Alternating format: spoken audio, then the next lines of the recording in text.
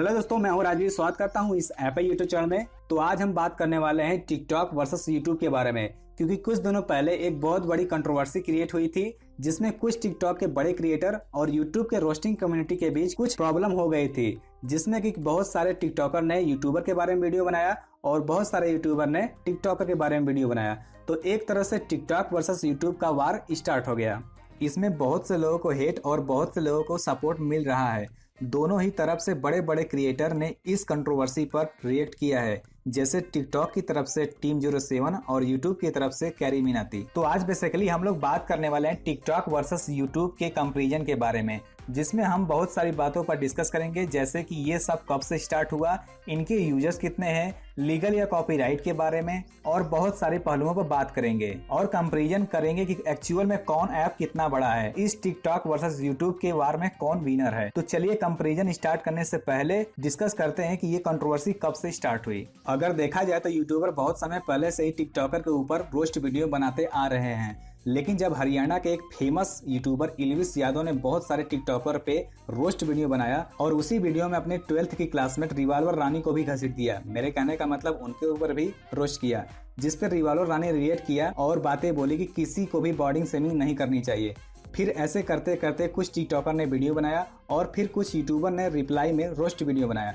ऐसे ही करते करते कंट्रोवर्सी बढ़ती गई। तो आइए बात करते हैं टिकटॉक वर्सेस यूट्यूब के कंपैरिजन के बारे में। तो पहला पॉइंट डिस्कस करते हैं कि ये कंपनियां कब से स्टार्ट हुई। अगर टिकटॉक की बात करें तो टिकटॉक पहले म्यूजिकली के नाम से जाना जाता था, 2014 में बनाया गया था इसे।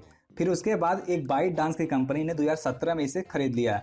तो इस तरह से माना जाए कि टिकटॉक का जन्म 2014 में हुआ। अगर बात करें यूट्यूब की तो यूट्यूब 2005 में आया था, जिसे 2006 में गूगल ने खरीद लिया था। तो इस तरह से अगर ईयर में बात करें तो यूट्यूब जो है टिकटॉक से बहुत पहले आया था। अगर मैं बात करूं अपने शब्दों में तो यूट्यूब जो है 16-17 साल का एक मस्त हैंडसम लौंडा है। अगर मैं बात करूं टिकटॉक की तो टिकटॉक 6-7 साल का एक छोटा सा बच्चा है। इन कंपैरिजन में किसी को भी पॉइंट नहीं देते हैं, क्योंकि किसी के पहले आने और जाने से कोई फर्क नहीं पड़ता।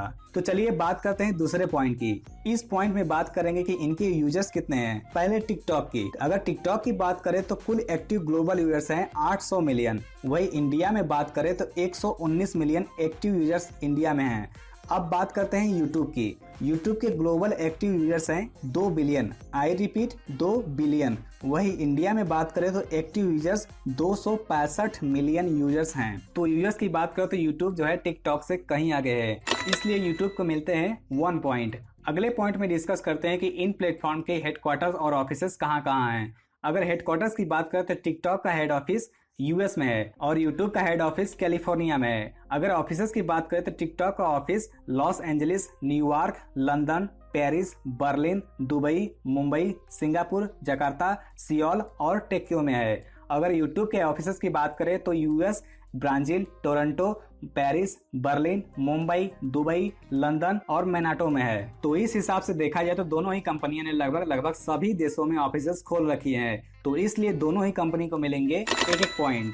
अगला पॉइंट की बात करें तो अगला पॉइंट है कंट्रोवर्सी की। अगर कंट्रोवर्सी की बात करें तो मेरे दिमाग में तुरंत याद आता है कि टिकटॉक को हाल फिलहाल में ही इंडिया में कुछ दिनों के लिए बैन किया गया था, जो कि टिकटॉक के लिए एक बड़ी कंट्रोवर्सी थी।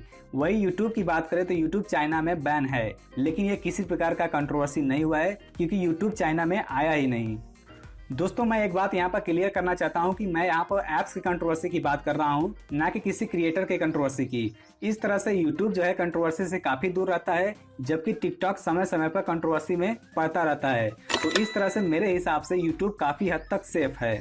अगले पॉइंट में बात करते हैं कि किस ऐप का कंटेंट कितना लीगल है, मतलब कॉपीराइट की। सबसे पहले यूट्यूब की बात करें तो यूट्यूब का copyright content terms and condition बहुत ही स्ट्रिक्ट है।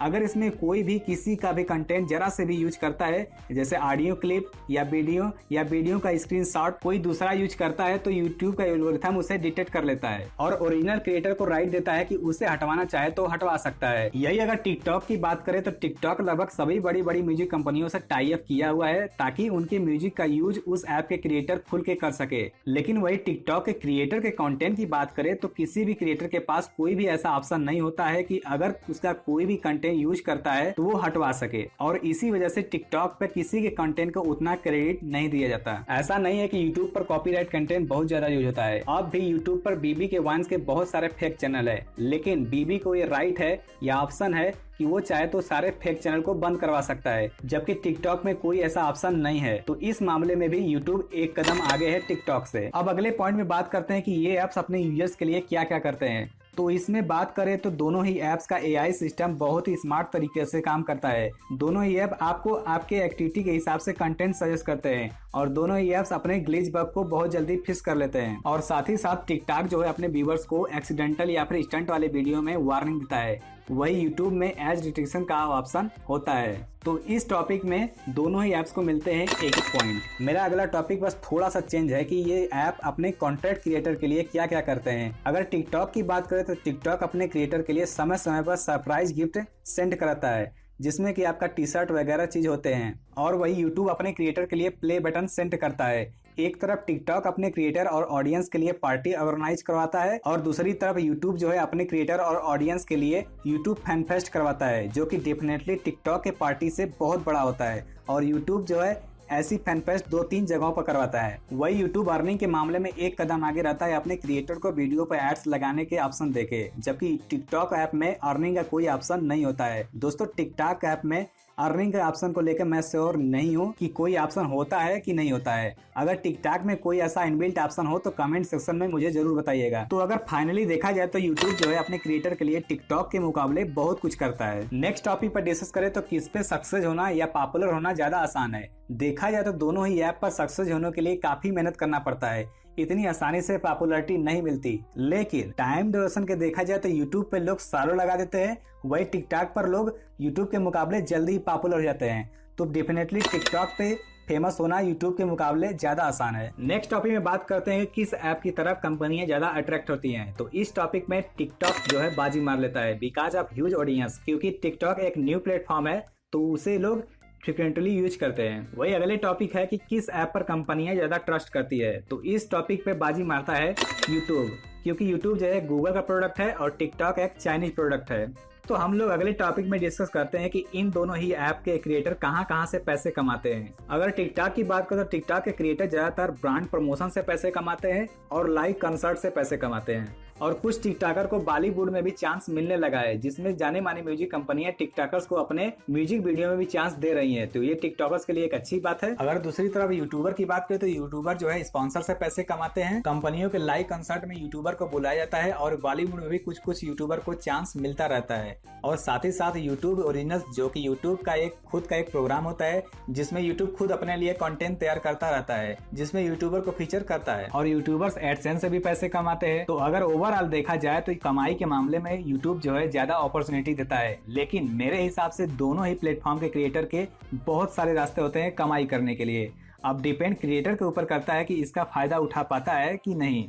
इसलिए दोनों ही प्लेटफॉर्म को मिलते हैं एक पॉइंट।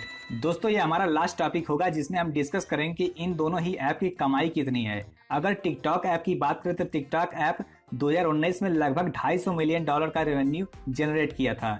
अगर वही यूट्यूब की बात करें तो यूट्यूब 2019 में टोटल रेवेन्यू $15 बिलियन का था। यानी कमाई के मामले में यूट्यूब जो है टिकटॉक का बाप है। तो दोस्तों इस तरह से फाइनल रिजल्ट देखा जाए तो टिकटॉक ने काफी ग्रो किया है, लेकिन यूट्यूब से आगे निकल गया है ऐसा कहना गलत है, क्योंकि यूट्यूब टिकटॉक से कहीं आगे है। और मेरा मानना यह है कि दोनों ही ऐप अपनी अपनी जगह पर अच्छा परफॉर्म कर रहे हैं। तो दोस्तों ये रहा यूट्यूब वर्सेस टिकटॉक का एक छोटा सा कंपैरिजन वीडियो।